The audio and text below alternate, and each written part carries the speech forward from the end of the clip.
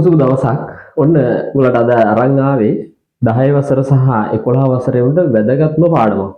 ඒක තමයි 10 වසර අයට තියෙන වර්ගායිතය සහ 11 වසර අයට තියෙනවා ඝනායිතය.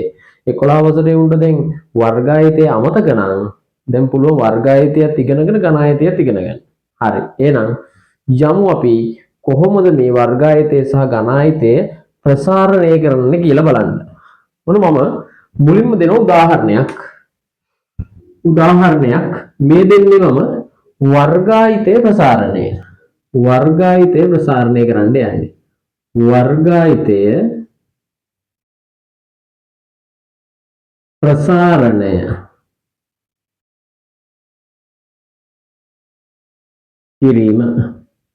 වර්ගායිතය ප්‍රසාරණය කිරීම. එතකොට මෙන්න මුල්ම උදාහරණය මම දෙනවා a ධන b වල වර්ගය.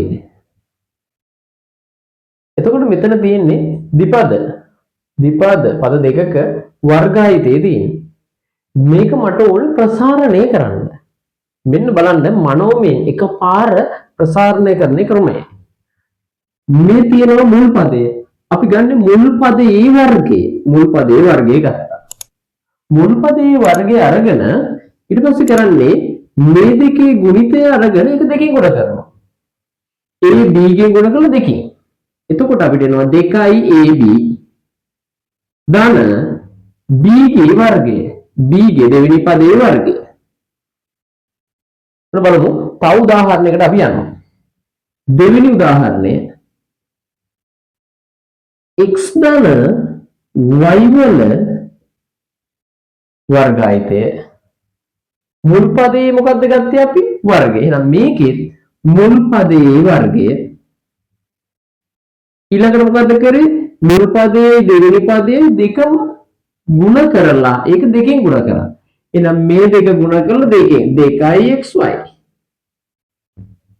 අවසානට ගත්තේ අපි දෙවෙනි පදයේ වර්ගය නම් දෙවෙනි පදයේ වර්ගය කියන්නේ y වල වර්ගය. මෙන්න 10 වුන්ට පුළුවන් වර්ගායිතය ඉගෙන ගන්න. 11 වසරේ වුන්ට පුළුවන් අමතක නම් මේක බලලා ඊළඟට ඝනායිතයත් ඉගෙන ගන්න. යමු අපි තුන්වෙනි එකට. මට මතක් වුණා m ඍණ n වල වර්ගායිතය. මෙතන ඍණ තියෙන්නේ කලින් වගේමයි මුල් පදයේ වර්ගය. මේ දෙක ගුණ වෙනකොට ධනයි ඍණයි ගුණ වෙන්නේ. එහෙනම් ඍණ එන්නේ මේ දෙක ගුණ වෙලා ඒක දෙකෙන් ගුණ වුණාම 2mn මෙතන ඍණ එකක වර්ගය. එහෙනම් ධන n වර්ග. ඍණෙන් ගුණ වෙනවා. යමු අපි ඊළඟ හතරවෙනි එක. 2a ධන 3. මෙන්න වර්ගායිතය. බලමු අපි කොහොමද ප්‍රසාරණය කරන්න කියලා. මුල් පදයේ වර්ගය. මුල් පදයට කීයද තියෙන්නේ? 2a. 2a වල මම මේ පැත්තෙන් ලියනවා 2a වල වර්ගය ගන්න ඕන. 2a වල මුල් පදයේ වර්ගය. එහෙනම් 2 වර්ගය කීයද? 4යි. a වල වර්ගය a වර්ග. මේ දෙක ගුණ කරන්න. ඒ දෙක ගුණ කරනකොට 2 3ෙන් ගුණ වෙන්න ඕන. දෙවරක් 3 6යි. ඒක ආයි දෙකෙන්. දෙවරක් 3 6යි. 6 දෙකෙන් ගුණ වුණාම 12යි. a.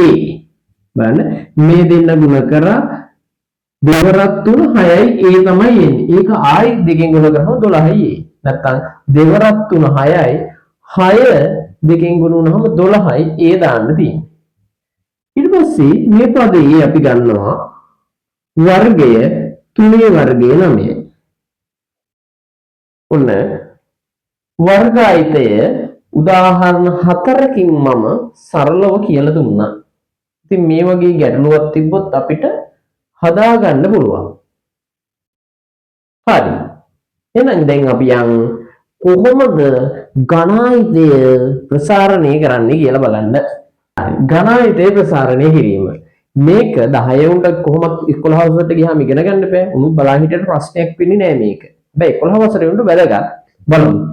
ගණායතය ප්‍රසාරණය කිරීම ළමයි මෙන්න මෙහෙමයි තියෙන්නේ. x ධන y වල ගණායතය. කලින් වර්ගායතයේදී වර්ගනේ තිබ්බේ. දැන් ගණායතයේදී මෙහෙමයි වෙන්නේ. මතකද මම මේක පෙන්වන්න මෙහෙම වර්ගයේදී අපි කරේ මුල් පදයේ වර්ගය. එහෙනම් ගණයක් තියෙනවා නම් අපි ගන්නේ මුල් පදයේ ගණය.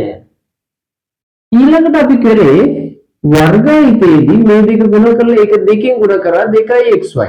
මේක චුට්ටක් වෙනස් වෙනවා. මෙතන ගණය තියෙන්නේ 3නේ තියෙන්නේ. මෙතන 2 තියෙදි තමයි දෙකෙන් ගුණ කරේ. මෙතන 3 ගණායතයේ තියෙනවා නම් 3 මෙයාගේ ගුණ කරලා 3ෙන් ගුණ කරනවා ඇත්ත. චුටි තව වෙනසක් වෙනවා.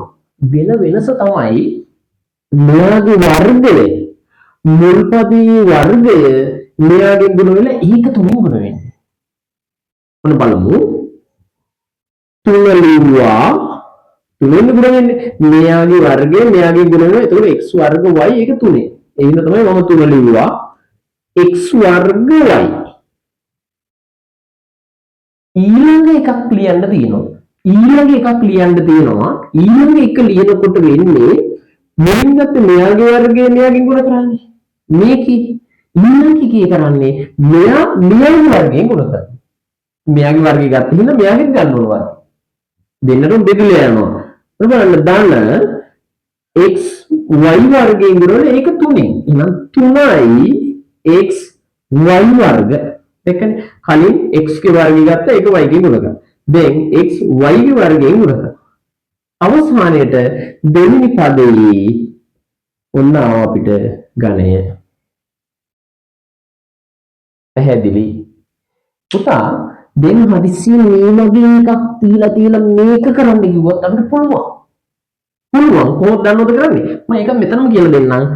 මේ දෙකේ ගන්නවා මෙන්න මේ තියෙන තුන්වෙනි බලය අයින් කරලා ලියනවා. එච්චරයි තියෙන්නේ. තුන්වෙනි බලය කියන්නේ කන මූලයක් ගන්න තියෙන්නේ. නැත්තම් මේ තුන්වෙනි බලය අයින් කරලා ලියනවා. මෙතන ඉන්නේ කවුද? x. මේකේ කොහෙවත් ඍණ ලකුණක් නැහැනේ. එහෙනම් මෙතනට දාන්න.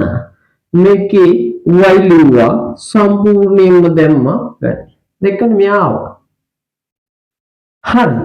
යමු අපි දෙවෙනි උදාහරණයක් බලන්න. එතකොට හදිස්සිය හරි මේකේ මොකක් හරි කෑල්ලක් කොටසක් බැරි වුණා නම් ඒක අල්ලගත්ත හැකි.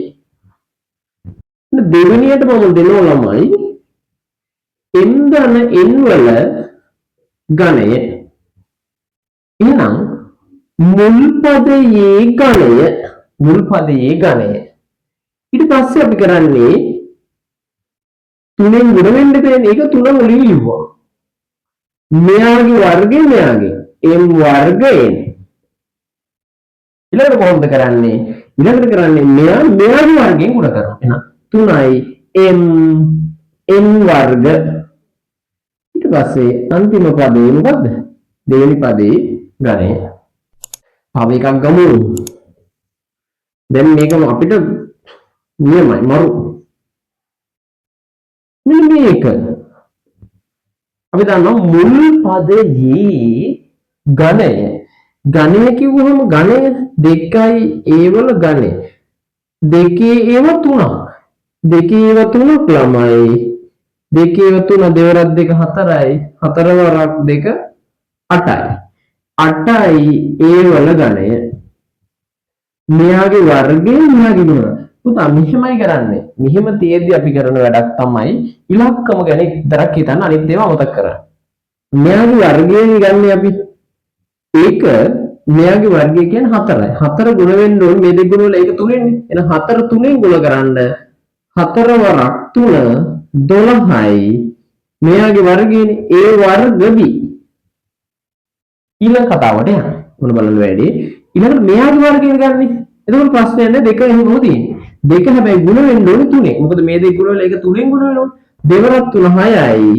ඒ b වර්ග. ඊළඟට ඉතින් අවසාන පදයේ ගණය. මම හිතන්නේ දැන් නම් ඔන්න පැහැදිලි නියමතම අල්ලගන්න බැරි කවුරු හරි කියනනම් දැන් නියමයට පුළුවන්. මොකද තුන්වෙනි උදාහරණයක් කියලා දුන්නා.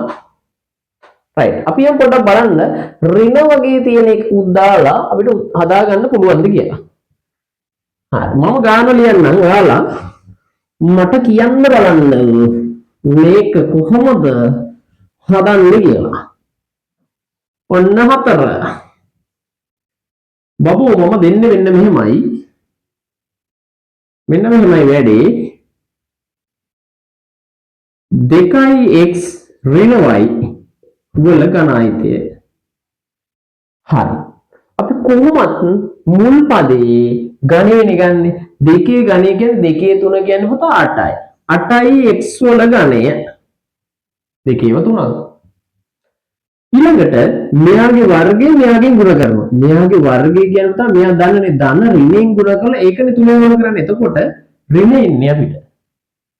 මෙයාගේ වර්ගය කියන්නේ 4යි 4 ගුණ වෙන්න ඕන 3යි 4 ගුණ වෙන්න ඕන 3යි 4 වරක් 3 12යි මුල් පදේ මේකේ වර්ගයනේ ඒකේ වර්ගය ඊළඟට මෙයාගේ වර්ගය කියන්නේ මෙතන මොකද වෙන්නේ ඍණ y ගෙන් ගුණ වුණාම ධන වෙනවා ඍණ y ඒකේ වර්ගයනේ ගන්න එහෙම එතකොට ඍණ y ගෙන් බබෝ ධන y එන්නේ එතකොට මෙතන දන්නේ ධනෙන් ගුණ වුණාම ධනම. එතකොට අපිට 2 ගුණ වෙන්න ඕනේ 3. ඇයි මේ දෙන්න ගුණ මෙයාගේ වර්ගයෙන් ගුණ වල ඒක 3ෙන් ගුණ දෙවරක් 3 6යි. ඉලක්කම් ටික ගුණ කරගන්න ලේසි. එතකොට කලින්. ඊට පස්සේ x මෙයාගේ y වල වර්ගය.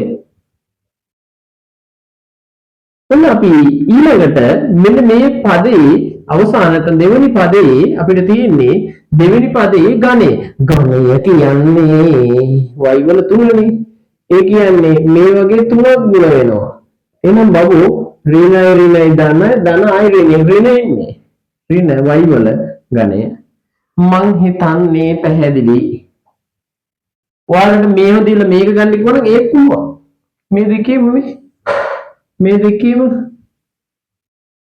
බලය අයින් කරලා ලියන්න දෙන්නේ ඍණ තියෙන මේකේ පුතා 8නේ 8 කියන්නේ දෙකේ 3 එහෙනම් ඒක තුන්වෙනි බලය අයින් කරනවා 2x මේ එක තැනක හරි ඍණ තියෙනවා නම් ඍණ දැම්මා මෙතන y වල ගණයනේ එතකොට ගණය අයින් කරලා ලියනවා මෙන්න ආයාවා හරි ඔන්න මම වර්ගායිතයක් කියලා දුන්නා ගණායිතයක් කියලා දුන්නා මේක කාට හරි ගැටලුවක් සහ මේක ඉගෙනගෙන නැත්නම් තවම ඔයාලට ඉගෙන ගන්න පුළුවන්.